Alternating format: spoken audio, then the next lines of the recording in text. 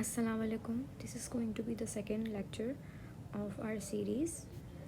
Last time हमने पढ़ा था कि हमारे पास जो सेल्स होते हैं वो बिल्डिंग ब्लॉक्स हैं हमारी बॉडी के। जितने भी लिविंग ऑर्गेनिजम्स हैं वो सब सेल से बने हुए हैं और हमने सेल की दो टाइप्स पढ़ी थी जो कि थी eukaryotic and prokaryotic.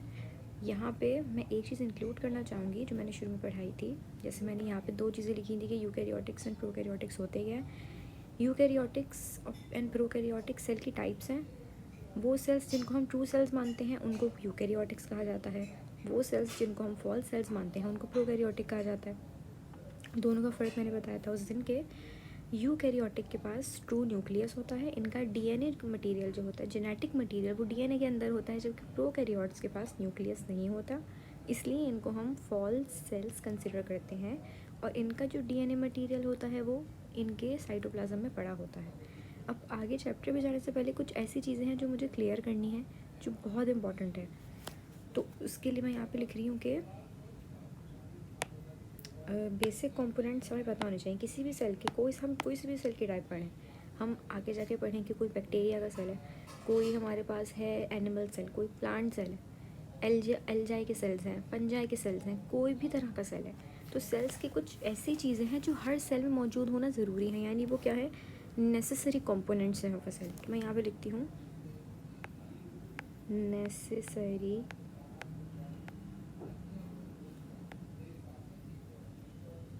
Components of a cell. पहली चीज़ जो नेसेसरी है, जो हर सेल में मौजूद होनी चाहिए है, वो है प्लाज्मा मेम्ब्रेन या फिर सेल मेम्ब्रेन।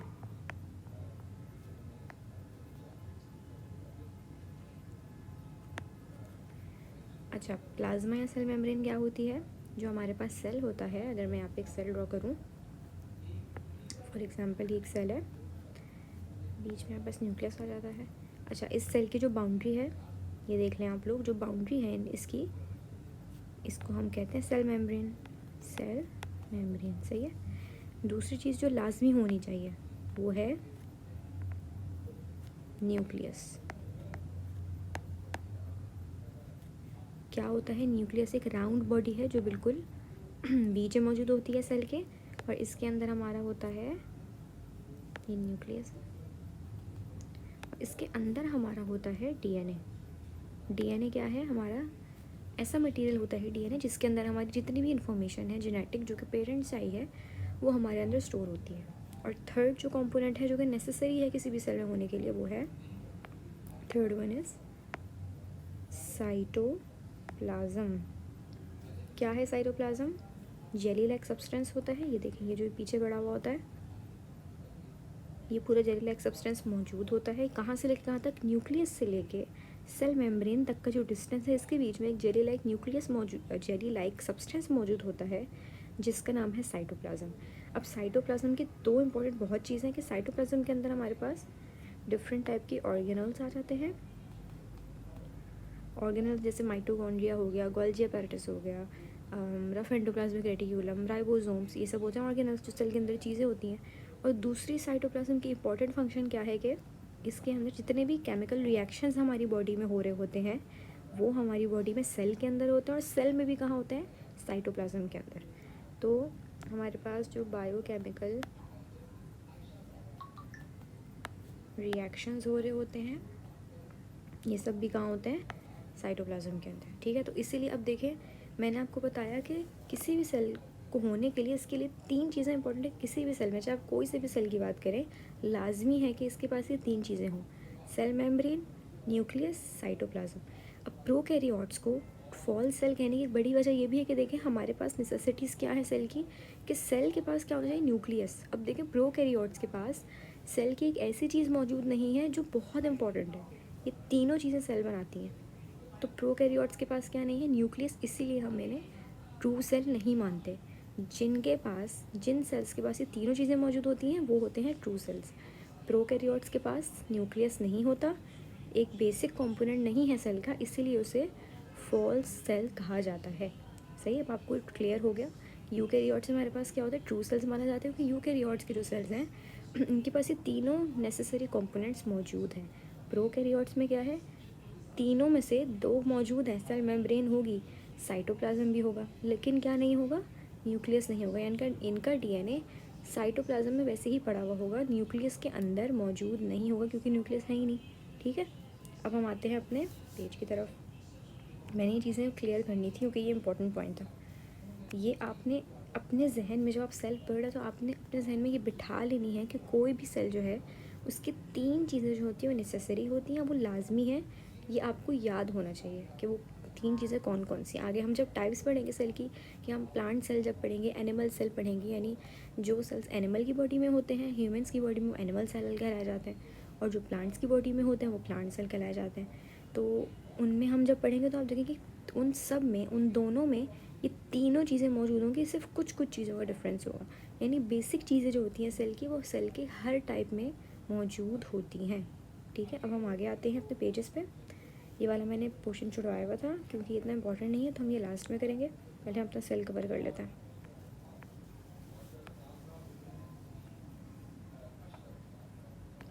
अच्छा, हमने सेल का यहाँ तक पढ़ा था।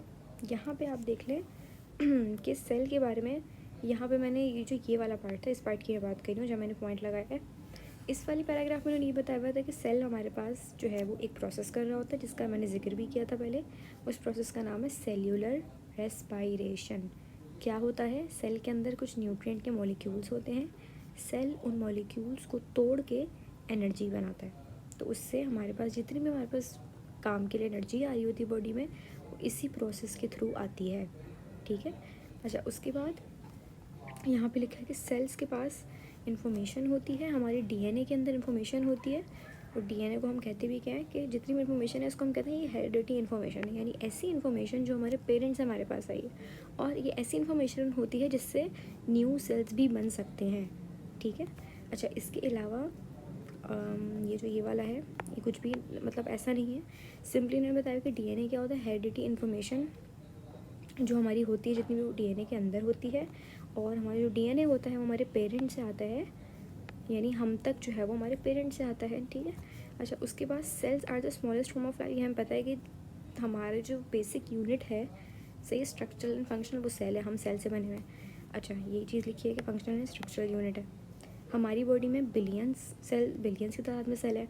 अच्छा, हमारी बॉडी में सारे सेल्स एक जैसे नहीं होते, कुछ सेल्स होते हैं उनका कुछ फंक्शन है, कुछ सेल्स का कुछ फंक्शन है, कुछ सेल्स का कुछ फंक्शन है।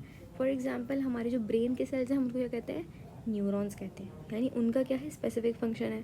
ठीक है, इस तरह अगर आप हमारे पास आ जाए कि हमारे रिप्रोडक्टिव ऑर्गन्स जो होते हैं, उसमें जो सेल्स होते हैं उनको जर्म सेल्स कहते हैं, तो उनका फंक्शन क्या होता है, रिप्रोडक्शन करवाना, वो अलग होता है। इसी तरह हमारी बॉडी में डिफरेंट टाइप्स के सेल्स हैं, उनका काम अलग अलग होता है। लेकिन यहाँ पे एक चीज़ इन्होंने ये भी बताई है यहाँ पे इस वाले पार्ट में, कि कुछ चीज़ें ऐसी हैं, कुछ फंक्शंस ऐसे हैं जो सारे सेल परफॉर्म करेंगे, चाहे वो जर्म सेल हो, चाहे वो लिवर का सेल हो, चाहे वो न्यूरॉन हो, सब परफॉर्म करेंगे।